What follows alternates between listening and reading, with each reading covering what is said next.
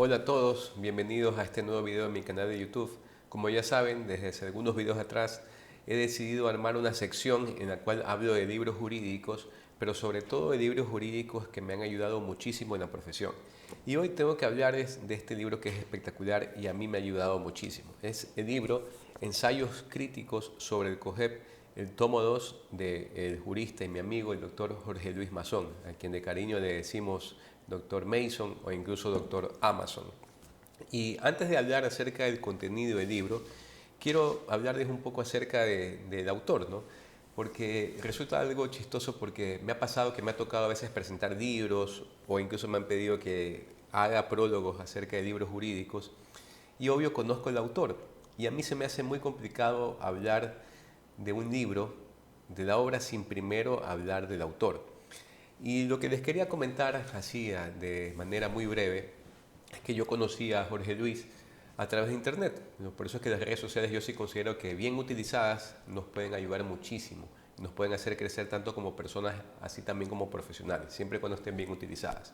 Entonces recuerdo que allí en Facebook había un grupo de esos que se reúnen personas para comentar de temas en común que se llamaba Los Problemas del COGEP. Estamos hablando de prepandemia, por haber sido quizás 2018 o 2017. Y ese grupo me llamó la atención porque el COGEP era una novedad, ¿no? Todavía no nos terminamos de adaptar al COGEP, yo siempre digo eso, pero en esa época era aún más. Entonces apliqué para entrar al grupo, entré al grupo y precisamente vi que habían algunos aportes interesantes.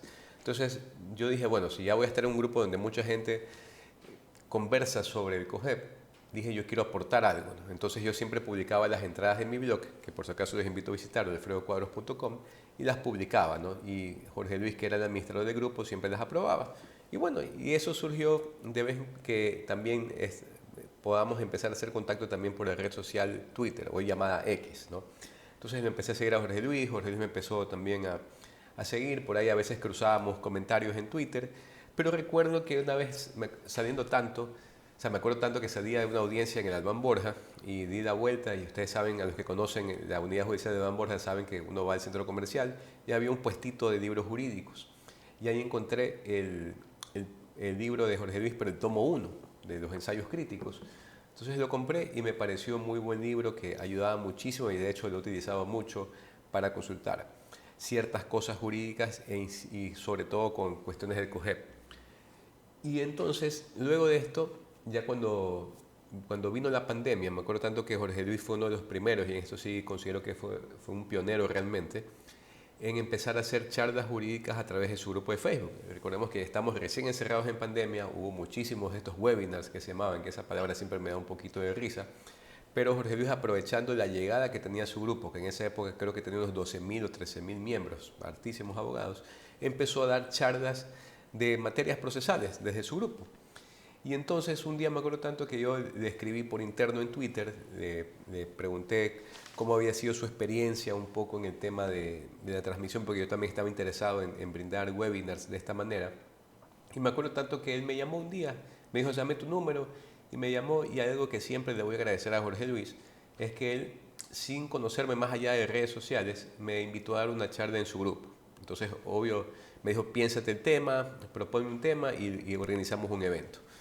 Y la verdad es que él confió en mí, le propuse en esa época hablar acerca de los momentos procesales para el anuncio de pruebas y él me dijo, sí, está excelente tema. Y me acuerdo que di una charla un día, él obviamente incluso me pasó un listado sobre los requisitos para dar la charla, que tenga una buena conexión a internet, que haya una buena iluminación, hicimos una reunión previa donde hicimos una prueba, o sea, me di cuenta que él en verdad se tomaba el tiempo para que el curso salga bien, para que esta charla salga bien, a pesar que iba a ser una charla gratuita.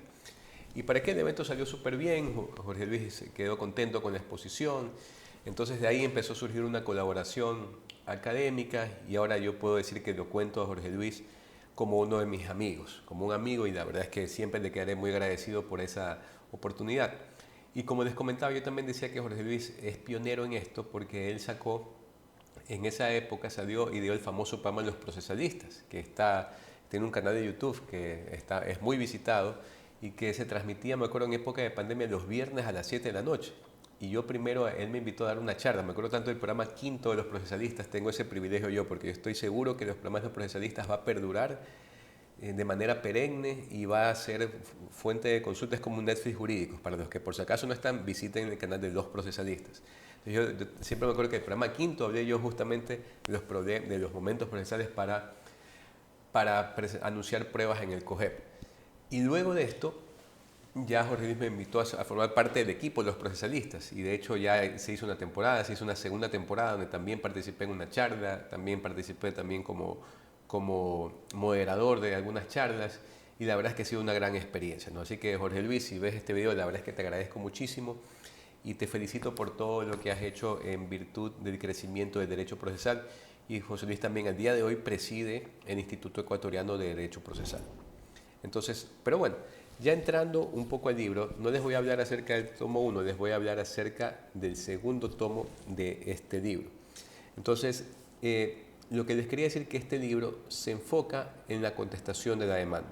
¿Y por qué me parece este libro bastante útil y de bastante aplicación práctica? Porque yo sí he notado que muchas veces en los libros, o por lo menos cuando yo estaba estudiando en la carrera de Derecho, parece mentira, pero ya hace más de 20 años, se enfocaba mucho en el tema de la demanda, de la acción, de lo que se puede proponer. Muy poco se hablaba de las excepciones, muy poco, de los métodos de defensa que tenía una persona, sobre todo en temas no penales, muy poco se hablaba de eso. Y obviamente entró en vigencia el COGEP y ya se habla pues de excepciones previas, también de excepciones específicas para el juicio ejecutivo, por ejemplo.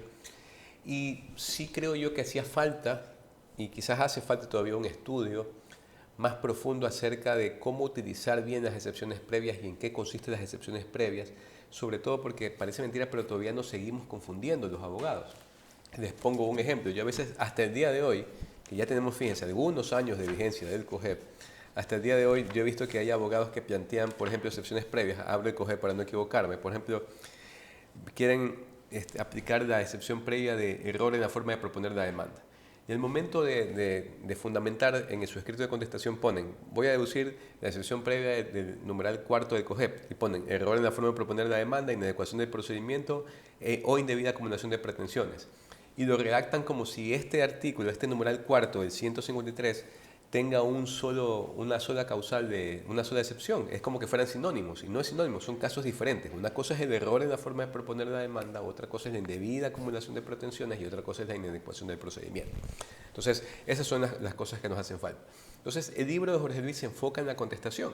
Entonces, lo que les quiero decir es que si ustedes necesitan una guía para contestar sus demandas del COGEP, este es su libro infaltable. O sea, esto demanda un estudio infaltable. Entonces, este libro comienza hablando acerca de la forma y contenido de la contestación.